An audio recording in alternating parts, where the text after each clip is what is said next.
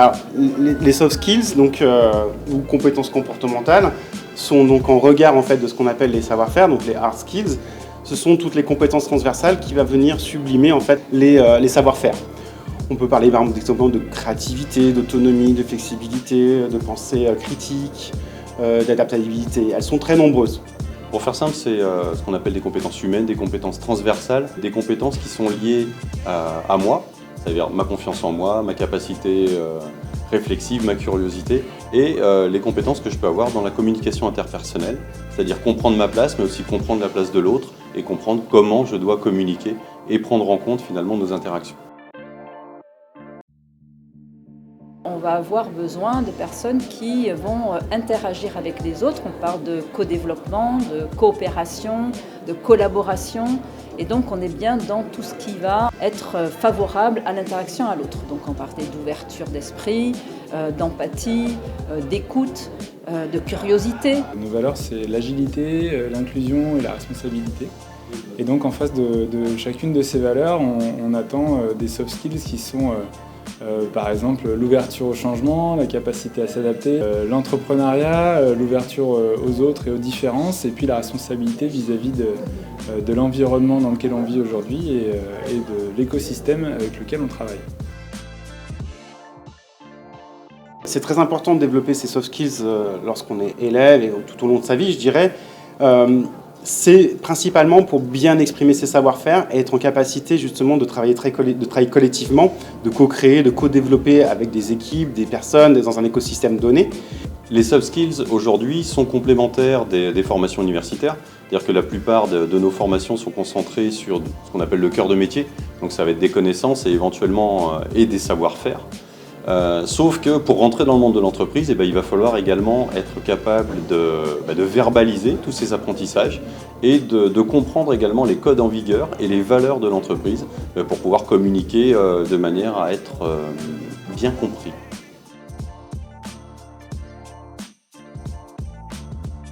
On voit les personnes en entretien de recrutement sur 1 heure, donc très compliqué de détecter. Alors comment on fait ? Eh bien, on va leur faire parler sur leur expérience, peut-être en stage, peut-être au premier emploi, ou les projets menés dans leurs études. Et au-delà de parler de leurs livrables, c'est de voir qu'est-ce qu'ils ont mis en œuvre, comment ils ont travaillé en équipe, quelles ressources ils sont allés chercher et comment ils ont contribué individuellement, qu'est-ce qu'ils ont mis en œuvre dans le processus. Voilà, les qualités qu'ils ont utilisées à travers leur expérience. C'est beaucoup de feeling qui est amené par les recruteurs. Assez rapidement, on se rend compte des qualités que vont avoir nos ingénieurs qu'on recrute lors des phases d'entretien.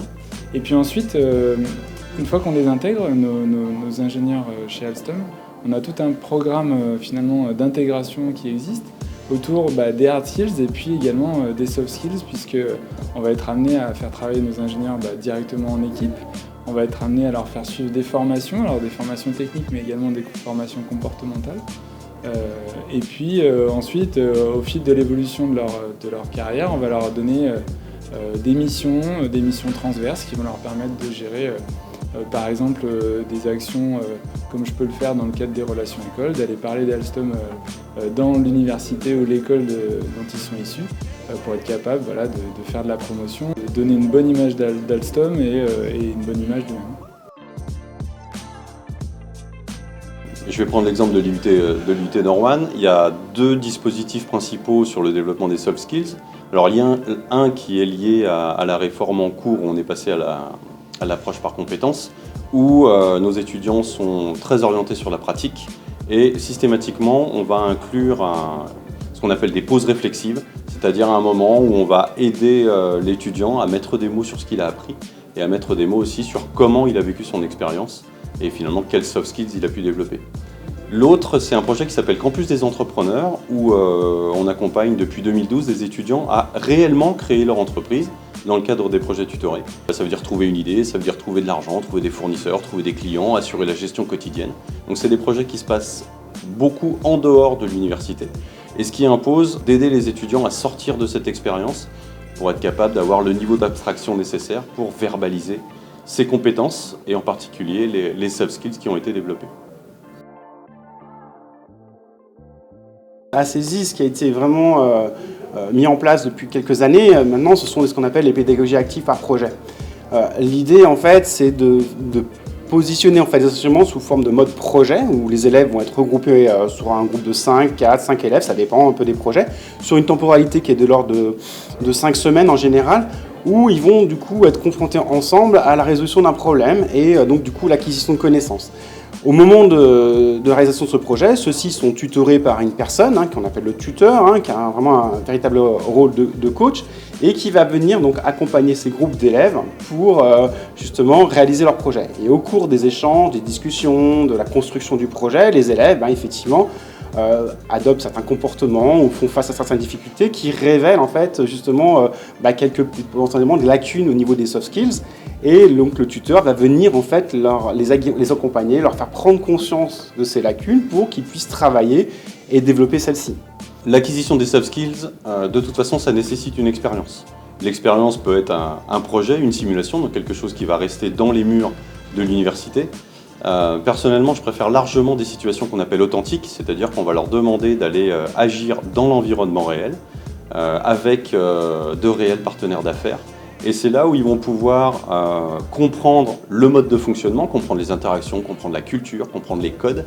Et cette compréhension, ensuite, quand on revient à l'université, on va avoir une démarche réflexive où on va leur faire comprendre que l'utilisation de ces codes, ça s'appelle des soft skills, ça s'appelle des compétences interpersonnelles. Pour se développer dans les soft skills, il faut déjà avoir une prise de conscience qui est extrêmement importante. Et donc une prise de conscience, ça passe par exemple des feedbacks faits par le management qui prend le temps de valoriser ce qui s'est bien passé, mais aussi d'expliquer peut-être l'impact de comportements plus déplacés et de conseiller d'autres manières de fonctionner. Il peut y avoir aussi un mentor, une personne qui est désignée pour accompagner la personne dans son intégration et qui va donner des clés de compréhension de comment fonctionne l'entreprise dans son ensemble, la culture et les interactions avec les autres. Après, évidemment, on a de la formation qui va à la fois permettre une prise de conscience de la formation plus en termes de jeu, des formations qui vont faire appel à de l'émotion pour que ça fasse bouger les lignes de la personne. Et puis on peut avoir du coaching, qui sont aussi des outils de développement des compétences soft, mais peut-être plus pour des personnes plus seniors. Et enfin, on a des tests de personnalité auxquels on a recours dans les recrutements, alors qui ne sont pas pour dire la vérité sur une personne, mais qui servent vraiment d'outils de base pour la discussion. Parce que ce n'est pas évident, au-delà des 3 qualités, 3 défauts un peu classiques, de parler de ces choses-là. Donc le test de personnalité va servir de base de discussion pour parler des attitudes, des comportements, de la personnalité, des préférences au travail. Et c'est tous ces éléments-là qui vont être explorés dans l'entretien. Donc, je parlais de valeurs qui est l'inclusion. L'inclusion, c'est vraiment à prendre tout le monde et toutes les différences au sein d'Alstom. Et prendre des différences, c'est réussir à se renouveler, réussir à injecter des choses nouvelles chez Alstom. Donc, prendre par exemple des stagiaires ou des étudiants qui ont un état d'esprit qui est différent forcément de pros qui ont quelques années d'expérience. C'est un super moyen qu'on a pour faire changer les lignes chez nous. À une époque, j'ai été tuteur d'un stage suite à un challenge d'innovation qu'on a fait avec la Fabrique de l'innovation. Et dans ce stage, j'avais 4 étudiants qui m'ont ouvert l'esprit sur des valeurs autour de l'agilité, sur leur capacité à s'adapter face à des problématiques d'outils simplement ou d'organisation, qui sont des choses, des approches qu'ils ont eues qui étaient tout à fait modernes, actuelles et qui permettent de faire changer les états d'esprit des employés Alstom actuels.